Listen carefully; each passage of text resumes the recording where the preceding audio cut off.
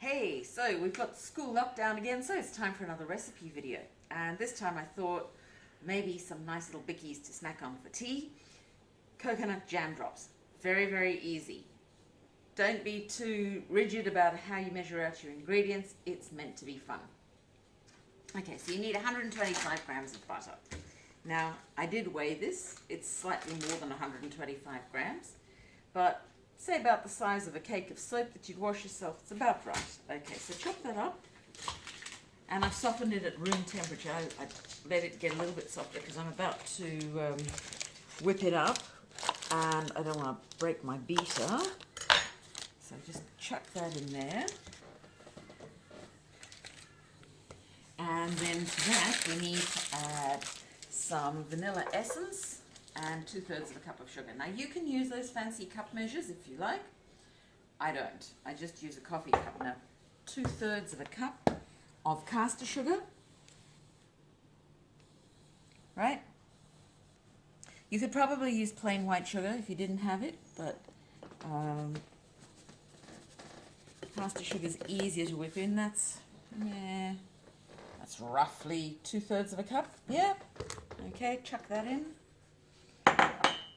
And I always like to add a bit of salt. Salt just makes baking taste so much better.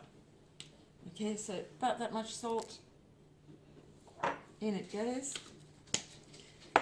And then it says vanilla essence in my recipe, but this is vanilla bean extract. It actually adds a whole lot better flavor, I think. So we just, I think it said a teaspoon or something. I'm just going to pour a little bit in, kind of like that.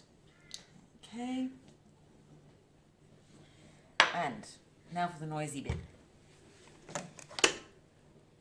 I have the beater that I prepared earlier, and here we go.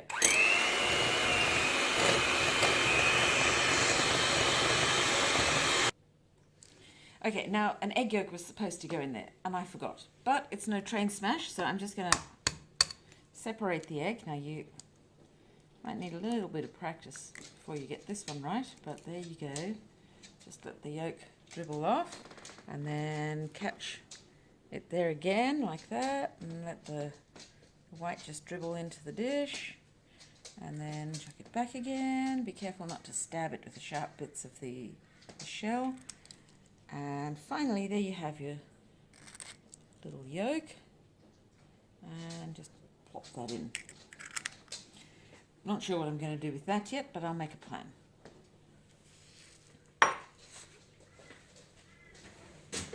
Okay. So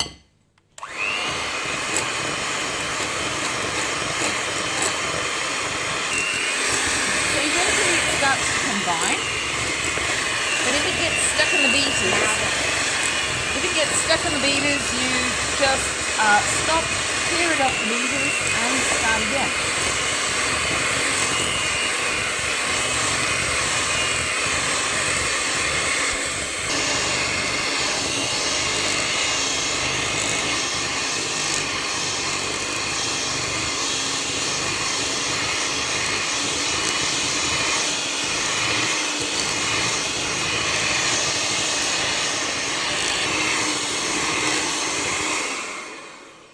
So eventually it sort of gets a little bit paler and should normally become creamier, but it's so cold in here today that it's not really happening. And now what you do is add your self-raising flour. It says, so self-raising flour, right? It says 1 1/4 cups. So I'm just going to scrape it into my coffee mug.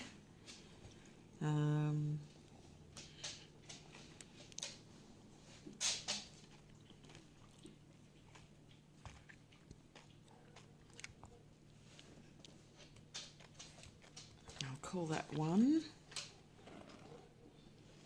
And then I'll call that 1/4. Like that.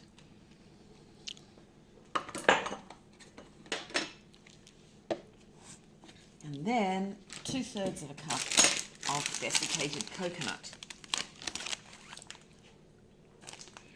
Okay.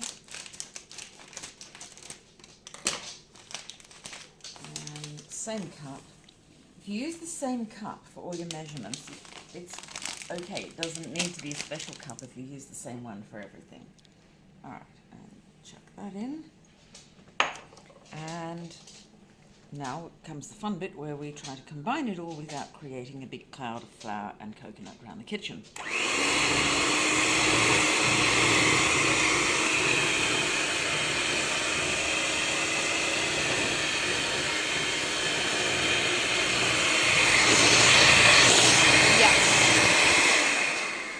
Okay, now, as you can see, because it's a bit cold in here, it doesn't really want to combine. So at this point, I'm going to roll up my sleeves and start squishing it together by hand, because that's ultimately where you go, and the warmth from your hands will help it combine. So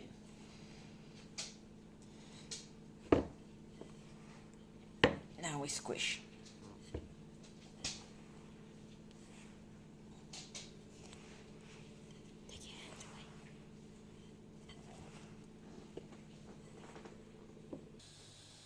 Continue to mix.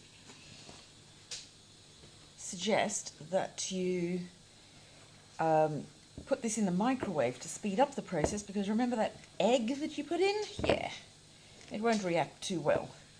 So you do want to just use the warmth of your hands to make this combine. And it can take a little while when the weather's cool like this. Obviously in summer your problem is that your butter's too runny, but in winter, it takes a little bit more work. As you can see, all those crumbs have gradually turned into a fairly decent lump. And I'm just trying to pick up the last few there, and then we're ready to start the next bit. And this is where the fun starts. That is, if you haven't been having fun yet. All right, so you'll need a little ball, I guess, maybe about the size of not quite as big as a golf ball. All right, like that. Show me. Like that. Okay, and squish it together nicely. And pop it on your baking sheet, which you've prepared earlier. Now, I've also preheated the oven to 180 degrees, so that's heating up while this is happening.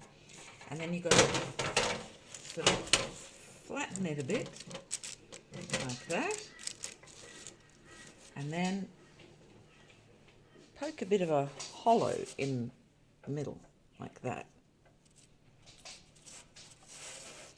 And into that hollow, you place some jam. Now, I need to finish off this bit of raspberry jam that's here in the jar, so I'm just going to put a little bit of jam just in the middle like that. And that's good to go. As that bakes, that's going to spread out. So here they are, ready to go into the oven. The recipe says it makes 32. I've got 16. If you make them too small, your hand's going to be dipping back onto the bicky plate too often and you're going to look greedy. So make them a decent size to start with. Here we go, into the oven. On 180 degrees. And they'll bake probably for about 10 to 15 minutes. See you in 10 to 15.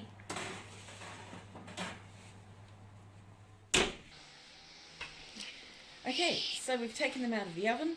They look like they're pretty much ready to go, but you cannot pick them off the tray. They will break up. You have to lift them off and let them cool for a bit before you can actually eat them. Otherwise, you're just going to end up with smashed bicky crumbs everywhere. All right, enjoy.